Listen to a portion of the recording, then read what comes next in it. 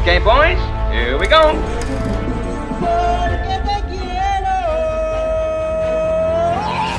Halo guys, welcome back to Celengan Film.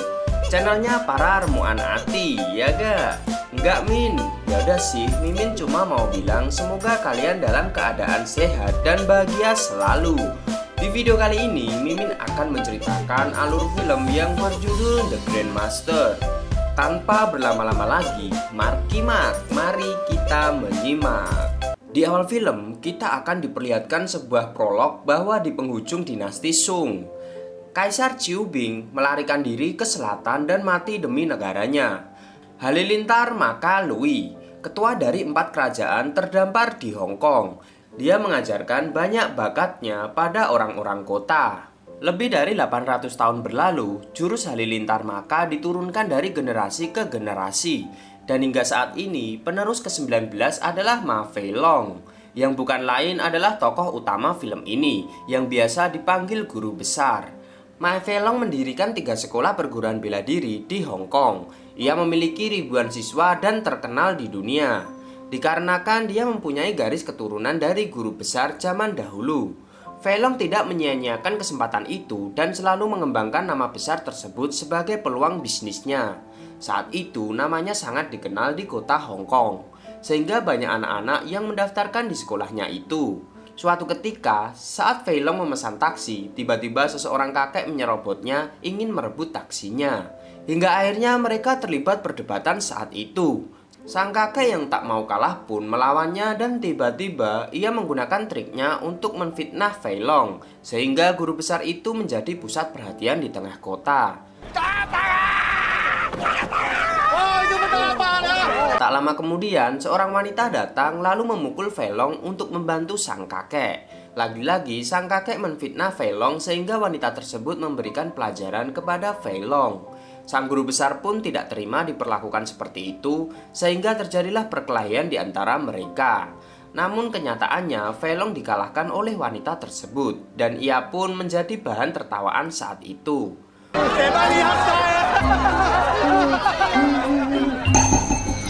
Faktanya wanita tersebut adalah petinju legend yang bernama Chan Sang.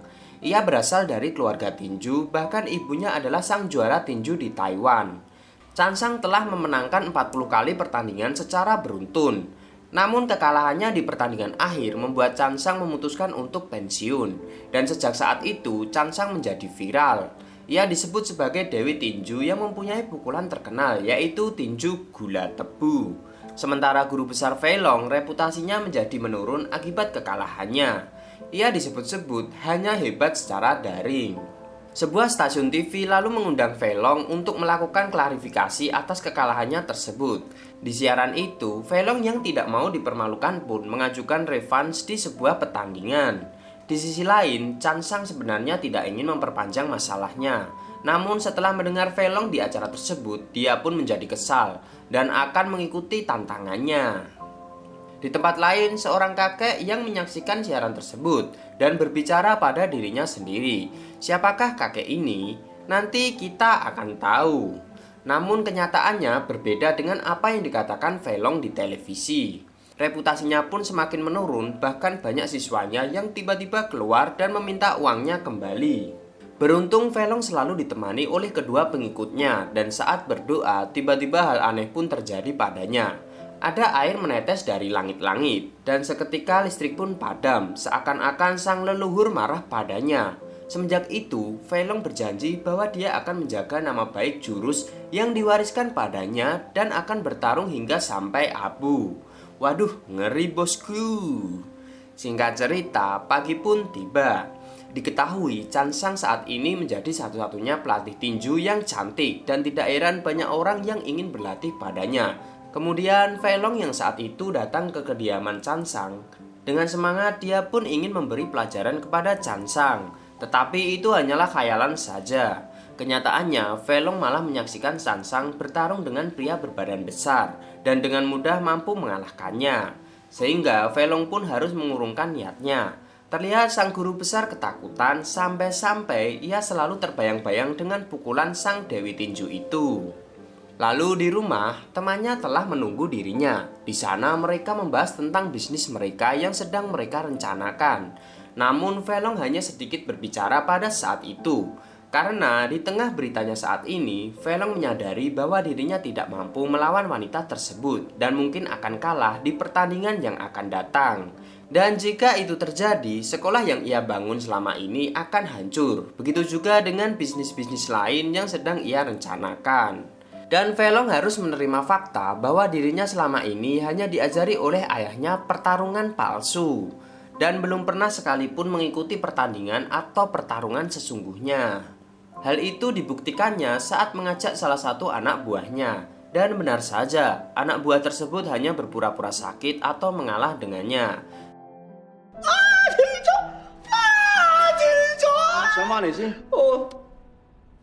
Kemudian Velong memerintahkan anak buahnya untuk berhenti berpura-pura. Dan tentu saja sang guru besar pun harus tersungkur akibat tendangan yang dilayangkan si anak buah.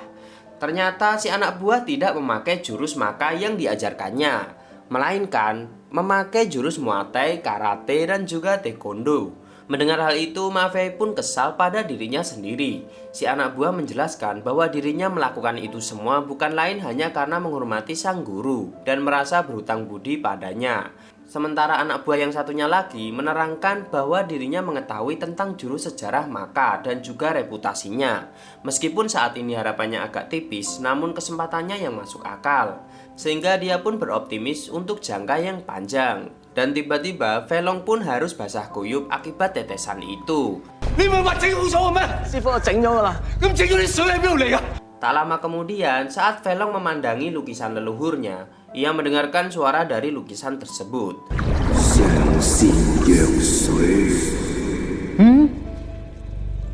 Velong yang terheran-heran pun menanyakan maksud dari suara tersebut kepada anak buahnya.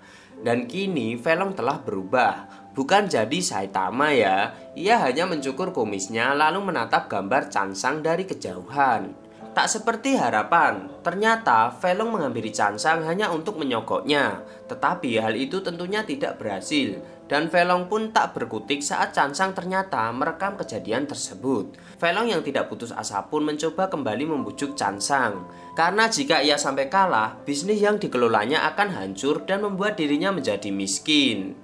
Namun si Dewi Tinju menunjukkan handphonenya yang cukup menjelaskan bahwa dirinya tidak memperdulikan itu semua. Velong tidak bisa berkata-kata dan ia meratapi nasibnya tentang apa yang akan terjadi padanya.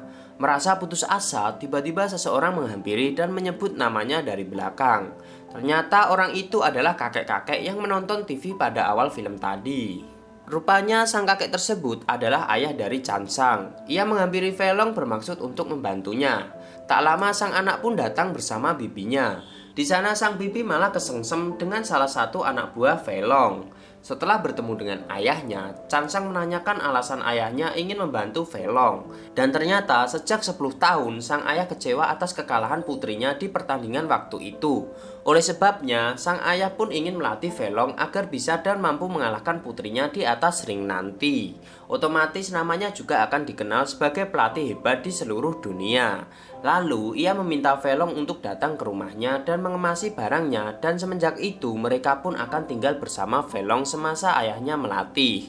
Saat akan mengangkat koper, Velong tak sengaja menemukan kacamata lembut pada koper itu. Singkat cerita, esok pun tiba. Seperti pagi yang lain, ayam pun berkokok. Ya, hari itu adalah hari di mana Velong akan memulai latihan bersama guru alias ayah Chansang. Karena gerakannya yang buruk dan tidak mampu menghindari dari serangan, akhirnya sang guru pun memerintahkan Velong untuk mensejajarkan tangannya dan akibatnya, jika dia tidak melakukannya, Velong akan menerima pukulan di wajahnya.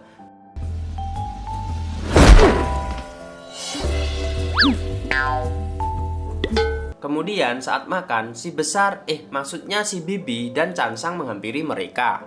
Anak buah Velong pun dibuat terpesona melihat kedatangan wanita idamannya, lalu mencoba duduk lebih dekat dengannya, agar lebih kelihatan supnya. Ayah Chansang tiba-tiba mengeluh karena rasa sup yang dimakannya mempunyai rasa yang aneh. Dan ternyata bumbu sup itu berasal dari salah satu produk dari jurus Halilintar Maka. Bahkan gunting kuku dan juga pembalut Halilintar Maka. Sehingga hal itu membuat Chansang tak selera makan. Keesokannya, Velong dibangunkan oleh sang guru dengan keadaan telah memakai celana dalam besi, yang mana sang guru memasangnya dengan maksud untuk melatih kuda-kudanya. Tak disangka alat tersebut dipasangkan anak panah agar menjaga posisi tubuh Velong, sehingga jika Velong tak menjaga posisinya, sesuatu akan terjadi pada dirinya. Di siang itu, Velong pun harus melakukan tanpa alas kaki. Karena tak kuasa menahan panas saat itu, Velong mencoba meraih kunci gembok tersebut yang tersangkut di salah satu pohon. Namun naas, perjalanannya tak berjalan dengan mulus, sehingga si adik pun harus menjadi korbannya.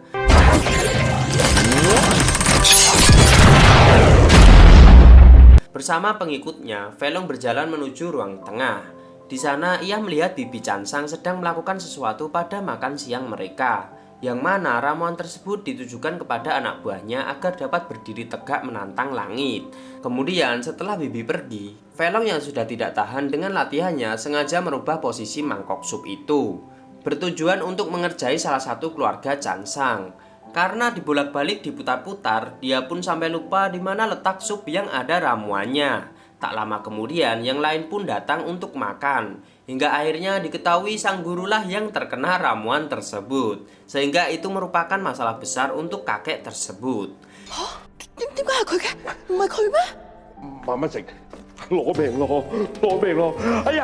Keesokan paginya, ayah Cansang tak beranjak dari kasurnya akibat ramuan kemarin, sehingga beliau harus rehat selama 2 hari lamanya. Sang ayah juga meminta Cansang untuk menggantikannya melatih Velong. Velong terlihat senang akan hal itu dan mencoba dan mengajak Cansang untuk berpura-pura melatihnya. Karena Cansang juga tidak mau melatih Velong, terpaksa dia menerima tawaran itu dan berbohong kepada ayahnya. Karena tidak tahan dengan semua ini, Cansang menghampiri ayah dan ingin mengatakan maksud hatinya. Namun ternyata sang ayah berada di rumah sakit dan orang dijumpainya adalah Velong yang mengenakan pakaian yang diberikan oleh ayah Cansang. Karena sudah tua, Velong pun meminta Cansang untuk menuruti keinginan ayahnya dan agar orang tua Cansang senang. Lagi-lagi Velong berusaha membujuk Cansang agar ia mau mengalah di pertandingan nanti. Tetapi saat itu Cansang tiba-tiba menangis lalu pergi meninggalkan Velong. Velong pun mengikutinya lalu menghiburnya. Di tengah obrolan mereka, tiba-tiba Velong mendapatkan kabar dari seseorang, yang mana orang tersebut adalah mantan istrinya. Kemudian Velong mengambil senjatanya lalu lari ke tempat istrinya itu yang ternyata sangat jauh. Setelah melihat menemukan mantannya, ternyata mantan tersebut hanyalah mengerjai Velong. Dan di sini Cansang diam-diam mengikutinya. Velong yang masih mencintai wanita tersebut namun ditolak mentah-mentah karena ia telah mempunyai yang lain. Selain berpisah dengan kekasihnya, Velong pun harus berpisah dengan anaknya yang bernama Walter. Maksud saya Walter.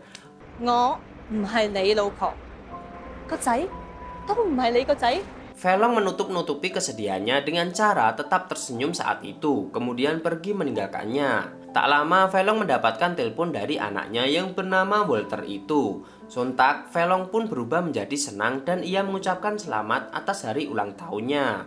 Bisa diambil kesimpulan, di sini Velong sangat menyayangi anaknya. Namun ia harus terpisah dengan putranya karena ibunya yang telah melarangnya.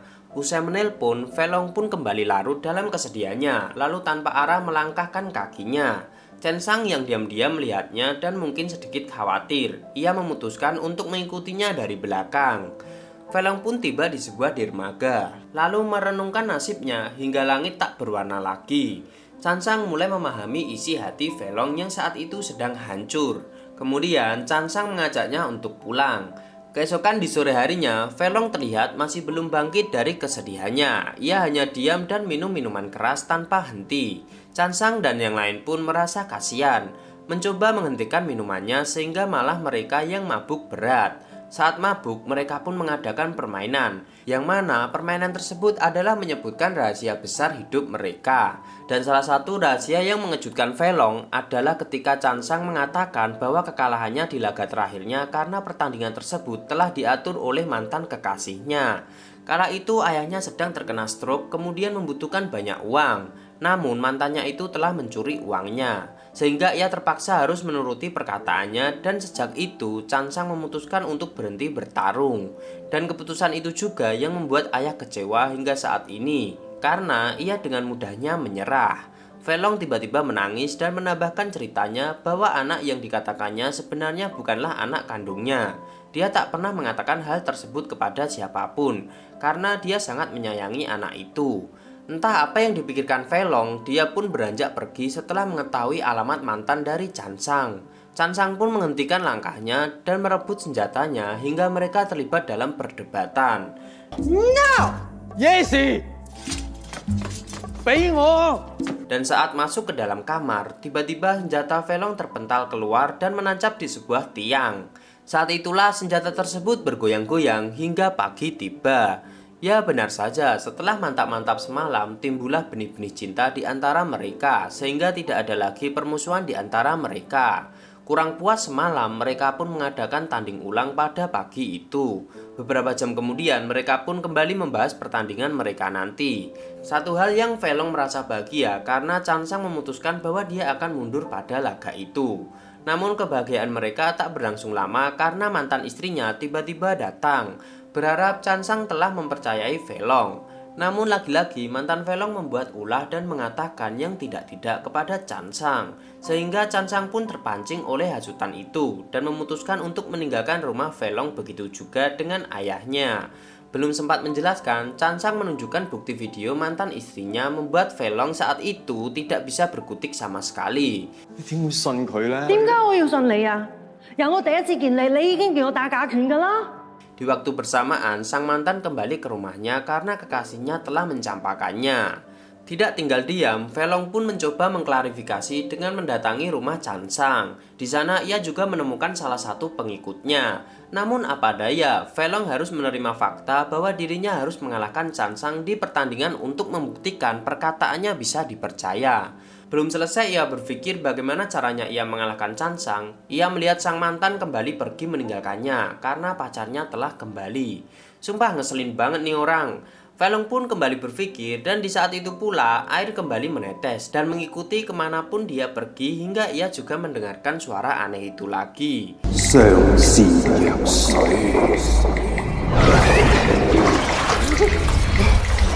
Keesokannya, dia pergi ke suatu tempat untuk menemui seseorang yang bernama Rocky 2A, yang mana orang tersebut adalah Xiu Ling, salah satu anak buahnya dulu yang diusirnya. Diketahui saat itu, Rocky 2A membanting profesinya sebagai objek foto wisatawan tempat itu. Velong yang dulunya sebagai guru besar, justru di sini dia meminta Xiu Ling untuk mengajarinya cara bertarung. Suatu ketika mereka pun berkumpul untuk membahas bagaimana cara untuk mengalahkan Chansang. Semua hal telah dilakukan Velong, bahkan dia pun mencoba mengkombinasikan gerakan jurus halilintarnya. Namun hingga saat itu malah cedera yang ia dapat.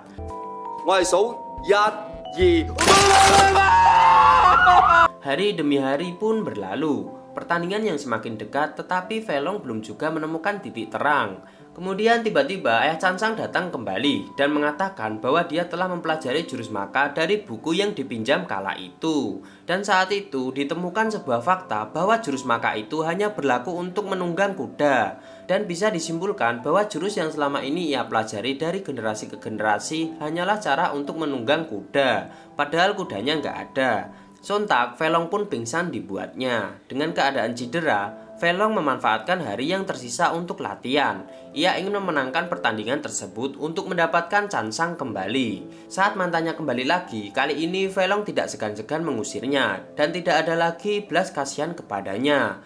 Yang ada saat ini, Velong terus berlatih untuk mengalahkan Chansang di pertandingan.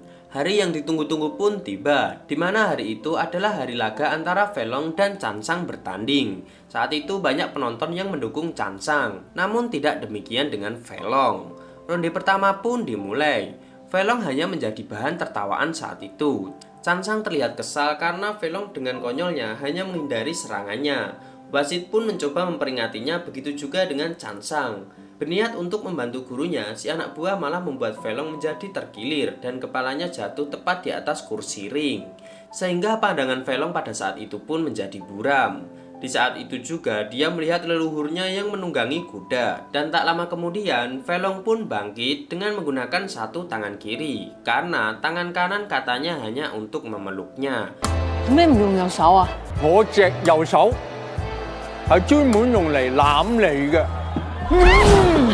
Felong pun dapat mengembalikan keadaan. Pertarungan sengit di antara mereka pun terjadi. Tinju saling tinju pun dilayangkan di antara mereka hingga lonceng pun berbunyi. Dan diketahui hasilnya adalah seri. Dikarenakan sang juri terkesima menyaksikan pertandingan antara mereka berdua hingga lupa membunyikan lonceng terakhir. Sontak para penonton pun mendukung hubungan mereka berdua. Di saat itulah Felong memberikan pernyataan tentang kebenaran kungfunya selama ini. Dan karena Changsang lah akhirnya Felong bisa merasakan pertarungan sesungguhnya. Akhirnya mereka pun berciuman. Setelah itu diketahui Felong mampu mengalahkan seorang petarung yang bernama Higaki 3 kali berturut-turut. Sehingga petarung itu ingin masuk di sekolah Maka. Semenjak itu namanya kembali berkibar dan perguruan Felong pun kembali ramai. Kemudian film pun tamat.